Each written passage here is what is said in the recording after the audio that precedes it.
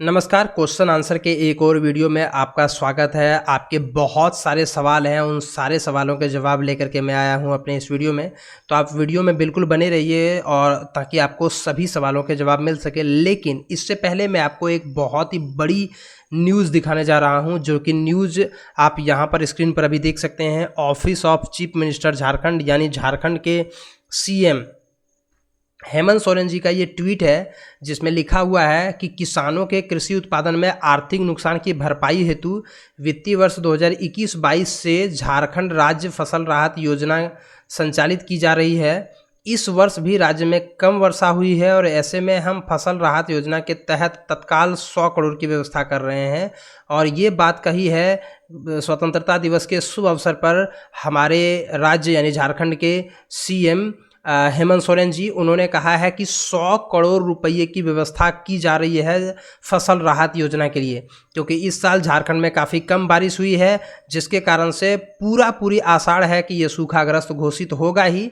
और लगभग आप ये मान करके चलिए कि सूखाग्रस्त होना तय है। ऐसी घोषणा भी बहुत जल्द कर दी जाएगी। हालांकि 15 अगस्त तक रिपोर्ट मांगी गई थी सभी जिलों से। उन रिपोर्ट को एक प्रकार से तैयार करके और फिर बहुत जल्द इसकी घोषणा की जाएगी, शायद अक्टूबर महीने में। अभी आप यहाँ पर फिलहाल देख रहे हैं कि झारखंड के सीएम हेमंत सोरेन जी ने 100 करोड़ की व्यवस्था जो है वो व्यवस्था करने में लग गए हैं, ताकि किसानों को जो है वो उचित मात्रा में जो है वो फंड दिया जा सके, ताकि एक भी किसान जो है वो भूखमरी का शिकार ना हो। तो बहुत ही बढ़िया यहाँ पर एक प्रकार से कदम उठाया जा रहा है हेमंत सोरेन जी के द्वारा। अब आते हैं आप लोगों के सवालों पर और मैं इसका जवाब देता हूं आप लोगों के सवालों का। तो सबसे पहला एक व्यक्ति ने काफ़ी बार सवाल पूछा हुआ है कि करेक्शन वीडियो बनाइए। देखिए, करेक्शन का कोई सिस्टम ही नहीं है, जिसके कारण से मैं करेक्शन वीडियो नहीं बना पाऊंगा। इस बात के लिए सॉरी। आप यहाँ पर देख सकते हैं, जब आप फाइनल सबमिट करते हैं तो उस समय यहाँ लिख भी देता है कि कृपया जांचें और पुष्टि करें उपरोक्त सभी विवरण सही है। यदि हाँ तो एक बार फाइनल सबमिट करने के बाद आप अपना विवरण संपादित नहीं कर सकते, यानी एडिट नहीं कर सकते। इसीलिए अगर आपसे कोई गलती हो गया है तो आपके पास कोई चांसेस नहीं है इसमें सुधार करने का। तो इसलिए मैं करेक्शन वीडियो आपके लिए नहीं बना पाऊंगा। इस बात के लिए सॉरी, क्योंकि ऐसा सिस्टम ही नहीं है। अब एक दूसरे व्यक्ति ने पूछा हुआ है कि रसीद या पर्चा दोनों में क्या दें, क्या दोनों दे सकते हैं? तो जी हाँ, आप दोनों दे सकते हैं, आपकी मर्जी। आप दोनों को चाहें तो एक ही साथ PDF बना करके और दे सकते हैं। 500 KB से ऊपर और 1 MB के नीचे का फाइल चाहिए तो आप दोनों को साथ में लगा करके दे देंगे तो बहुत अच्छी बात। अगर रसीद नहीं करता है तो आप केवल पर्चा को अपलोड कर दीजिए, यानी खतियान को केवल अपलोड कर दीजिए। एक अन्य व्यक्ति ने पूछा हुआ है कि रजिस्ट्रेशन फॉर्म और घोषणा फॉर्म दोनों साथ में अपलोड करें क्या? देखिए, रजिस्ट्रेशन फॉर्म नाम का कोई चीज़ ही नहीं है वेबसाइट पर। आप रजिस्ट्रेशन फॉर्म को क्यों ला रहे हैं? यहाँ पर आप देख सकते हैं रजिस्ट्रेशन फॉर्म पहले था। फर्स्ट सेकंड दिन 2-4 दिनों तक जो है यहाँ पर रजिस्ट्रेशन फॉर्म दिखाई पड़ रहा था, जिसे अब हटा दिया गया है।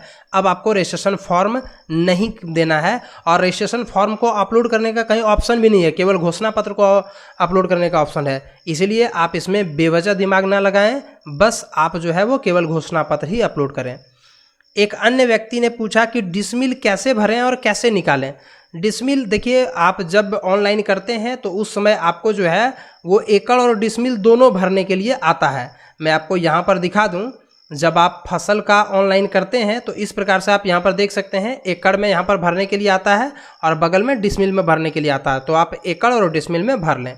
दूसरी बात, आपने ये भी सवाल पूछा है कि कैसे डिसमिल को कैसे निकालें। देखिए, जब आप अपना खतियान या ज़मीन का पर्चा देखेंगे ना, तो उसमें इतना एकड़ इतना डिसमिल ये लिखा हुआ रहता है कि 2 एकड़ 5 डिसमिल ऐसे करके लिखा हुआ रहता है। या हो सकता है कि आपके पर्चा में लिखा हुआ होगा 2.25 एकड़। 2.25 एकड़ का मतलब हुआ 2 एकड़ 25 डिसमिल। तो इसलिए आप इसमें कन्फ्यूजन में ना रहें। 2.3 एकड़ लिखा हुआ है, इसका मतलब 2 जो है वो एकड़ है और बाकी वाला जो है वो डिसमिल है। इसके बाद किसी अन्य व्यक्ति ने पूछा हुआ है कि वंशावली को वार्ड से सत्यापित करा देंगे तो चलेगा क्या? जी नहीं, वंशावली को आपको वार्ड से सत्यापित कराना नहीं है, क्योंकि वंशावली को सत्यापित करने के लिए जो सर्कुलर जारी किया गया है उसमें 4 ही ऑप्शन है। उसमें एक ऑप्शन है मुखिया का, दूसरा ग्राम प्रधान, तीसरा है राजस्व कर्मचारी और चौथा है सर्किल ऑफिसर यानी अंचलाधिकारी। इसलिए वार्ड का कोई ऑप्शन नहीं है। आप वार्ड से सत्यापित मत कराइए, इन चारों में से किसी से आप करा लीजिए। हो सकता है मुखिया से आपका पटरी नहीं चलता हो, तो आप जाकर के अन्य लोगों से करा लीजिए। एक अन्य व्यक्ति ने एक सवाल पूछा है कि लॉगिन नहीं हो रहा है, क्या करें। देखिए, कभी कभी लॉगिन नहीं होना ये सर्वर का प्रॉब्लम है। आप थोड़ा सा धैर्य रखिए, लॉगिन हो जाएगा, रजिस्ट्रेशन हो जाएगा, अपलोड वगैरह सब चीज़ हो जाएगा। कई बार मैंने भी इस प्रॉब्लम को झेला है कि अपलोड के ऊपर जैसे ही क्लिक कर देते हैं घूमते रह जाता है, वो अपलोड होता नहीं है। तो ये सब आम प्रॉब्लम्स हैं जो ज़्यादा वेबसाइट पर भीड़ होने के कारण से होती है। तो आप थोड़ा सा धैर्य बना करके रखें, कोई दिक्कत नहीं है। एक अन्य व्यक्ति ने पूछा कि कर्मचारी का साइन चाहिए क्या। जी नहीं, कर्मचारी का साइन चाहिए ही नहीं। आप देख सकते हैं घोषणा पत्र में कहीं भी आपको जो है वो कर्मचारी का साइन का कोई जगह ही नहीं है। कर्मचारी को ऑनलाइन वेरिफिकेशन करना है, इसलिए आप टेंशन बिल्कुल भी ना लें। आपको कर्मचारी का रिपोर्ट वगैरह कुछ नहीं कराना है। मैंने जो डॉक्यूमेंट्स आपको बताए थे अपने पिछले वीडियो में, मेरा पिछला वीडियो देख लीजिए। पिछला वीडियो जो है वो मैंने कुछ ही देर पहले अपलोड किया हुआ है, आज दिन को ही मैंने अपलोड किया हुआ है और अभी तक लगभग 500 के आसपास में व्यूज़ उसमें आ चुका है। तो आप जाकर के उसमें देख लीजिए, मैंने काफ़ी डिटेल से इस वीडियो में बताया हुआ था। तो आप हमारे उस वीडियो को ज़रूर देख लीजिए जाकर के, कल मैंने वो वीडियो अपलोड किया हुआ था, सॉरी। इसके बाद एक अन्य व्यक्ति ने पूछा है कि कितना रकबा डालें, बुआई हुई ही नहीं है। देखिए, अगर आपकी बुआई नहीं हुई है, आपने हो सकता है बिजड़ा तो छिड़का होगा कि नहीं, क्योंकि जब हम धान की रोपाई करते हैं उससे पहले बिजड़ा धुनते हैं, जिसको आम बोलचाल में बीहन पारना बोलते हैं। तो आप बीहन तो पारे होंगे जी, आप उसी को डाल दीजिए। कितना एकड़ का आपने बीहन पारा था। अगर आपने ये भी नहीं किया तो आपकी जितनी ज़मीन है उतना ज़मीन आप डाल दीजिए, और बुआई के डेट में कोई सा भी डेट आप सेलेक्ट कर दीजिए, क्योंकि यहाँ सूखाग्रस्त अगर घोषित होगा तो आपको मिलेगा ही। क्योंकि आप अगर नहीं रोपाई कर पाएंगे तो उसके पीछे कारण मौसम ही रहेगा, अन्य कोई कारण नहीं रहेगा। तो आप डाल दीजिए आपकी जितनी ज़मीन होती है। एक अन्य व्यक्ति ने पूछा वंशावली कहाँ अपलोड करें। वंशावली अपलोड करने का ऑप्शन आता है भाई साहब, आप अपलोड कर सकते हैं। मैं आपको थोड़ा सा दिखा दूँ अपलोडिंग वाले सेक्शन में जाकर के कि कहाँ पर आपको अपलोड करना है वंशावली को। देखिए, जब आप ये वाला जगह पर आएंगे तो यहाँ पर आपको जो है वो 2 ऑप्शन दिखेगा, एक ये और एक ये, 2 टाइप का आपको दिखा रहे हैं। सबसे पहले पूछेगा क्या भूमि स्वामित्व प्रमाण पत्र आपके नाम पर निर्गत है क्या। इसका मतलब ये हुआ कि क्या ज़मीन आपके नाम पर है। अगर आप हाँ कर देते हैं तो वंशावली अपलोड करने का ऑप्शन ही नहीं आएगा, क्योंकि जब ज़मीन आपके नाम पर ही है तो वंशावली की ज़रूरत क्या है। ज़मीन अगर आपके दादा परदादा के नाम पर है तब वंशावली की ज़रूरत है। तो यहाँ पर अगर आप ना करते हैं, और आपको ना ही करना है, क्योंकि आमतौर पर आपकी ज़मीन आपके नाम पर नहीं होगी, आपके दादा परदादा के नाम पर होगी। तो अगर आपके नाम पर ज़मीन नहीं है तो आप देख लीजिए वंशावली यहाँ पर अपलोड करने का ऑप्शन दिया हुआ है। यहाँ पर ज़मीन का पर्चा और राजस्व रसीद अपलोड करने का ऑप्शन दिया हुआ है, यहाँ पर घोषणा पत्र अपलोड करने का ऑप्शन दिया हुआ है। आप आराम से अपलोड कर दीजिए। एक अन्य व्यक्ति ने पूछा हुआ है कि ऑफलाइन वाला पुराना रसीद चलेगा क्या। देखिए, ऑफलाइन वाला पुराना रसीद नहीं चलेगा, आप करंट रसीद का इस्तेमाल करिए। और अगर आपके पास करंट रसीद नहीं है तो आप पर्चा या खतियान का इस्तेमाल कीजिए, ये आपके लिए बेहतर होगा। अब एक अन्य व्यक्ति ने पूछा कि एक मोबाइल से कितना रजिस्ट्रेशन हो सकता है। एक मोबाइल नंबर से एक ही रजिस्ट्रेशन हो सकता है। एक अन्य व्यक्ति ने पूछा हुआ है कि क्या कर्मचारी से साइन जरूरी है क्या, और फॉर्म कहाँ पर जमा देना है। देखिए, फॉर्म आपको कहीं पर जमा नहीं देना है और कर्मचारी से साइन की ज़रूरत नहीं है। ये सवाल शायद ये दोबारा हो गया, क्योंकि एक बार और एक व्यक्ति ने पूछा हुआ था। किसी व्यक्ति ने और एक अन्य सवाल पूछा हुआ है कि गलती से कोई दूसरा डॉक्यूमेंट अपलोड हो गया, दूसरे का आधार कार्ड अपलोड हो गया या किसी प्रकार से कोई गलती हो गया। देखिए, आपने अगर किसी भी प्रकार से कोई भी गलती की है, चाहे आपने डॉक्यूमेंट गलत अपलोड किया है, कोई डिटेल्स गलत भरा है, आपके पास कोई ऑप्शंस नहीं है। You do not have any options to edit. इसीलिए आप एडिट कर ही नहीं सकते, आप किसी प्रकार से कोई एडिट नहीं कर सकते हैं, इसलिए आपके पास कोई ऑप्शन नहीं है, आप नहीं कर सकते हैं एडिट। अब इसका क्या रिजल्ट होगा वहाँ से, वो तो बाद वाली बात है। मे भी हो सकता है वो रिजेक्ट भी कर दे, या हो सकता है पेंडिंग में डाल दे, फिर से आपको अप्रूव करने का ऑप्शन, फिर से आपको अपलोड करने का ऑप्शन दिया जाएगा। ये आने वाला समय बताएगा, आपको वेट ही करना होगा, बाकी कोई उपाय नहीं है। एक अन्य व्यक्ति ने पूछा हुआ है कि अप्रूव्ड और अंडर प्रोसेस क्यों दिखता है। देखिए, कुछ लोगों का जो है ना ज़मीन आपको अप्रूव्ड दिखेगा और कुछ लोगों का ज़मीन अंडर प्रोसेस दिखेगा।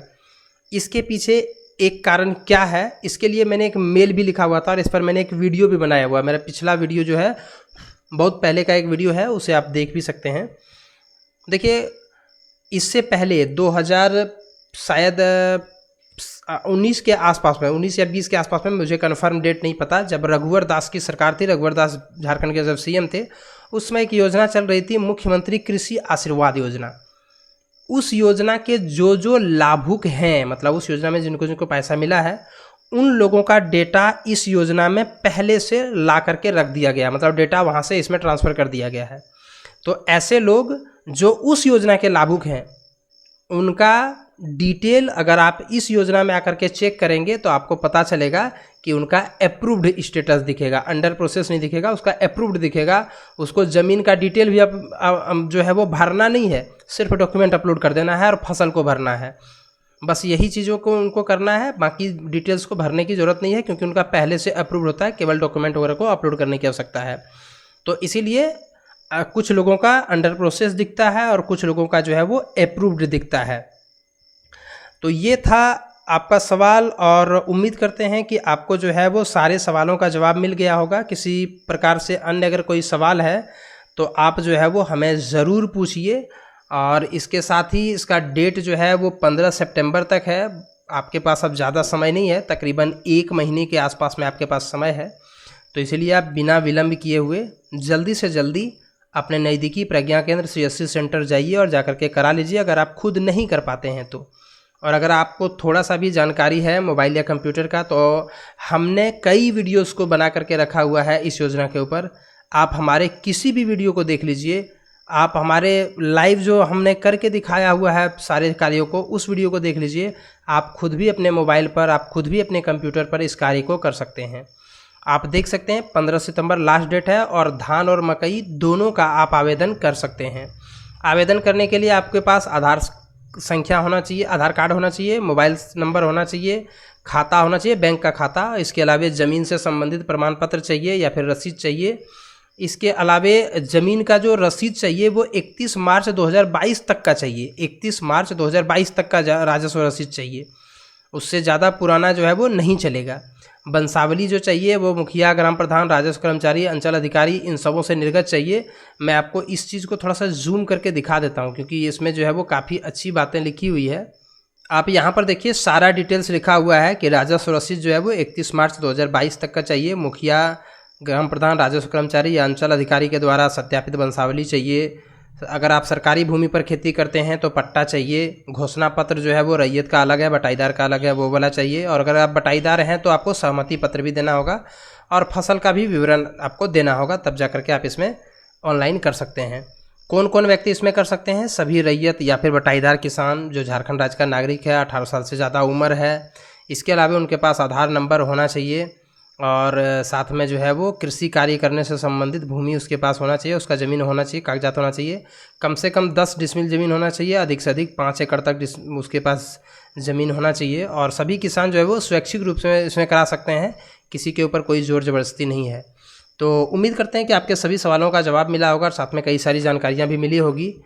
आप अगर अपना जो भी रसीद अपलोड करें वो 31 मार्च 2022 तक का ही रसीद अपलोड करें। वीडियो को देखने के लिए धन्यवाद। चैनल को सब्सक्राइब कीजिए और बने रहिए हमारे चैनल के साथ।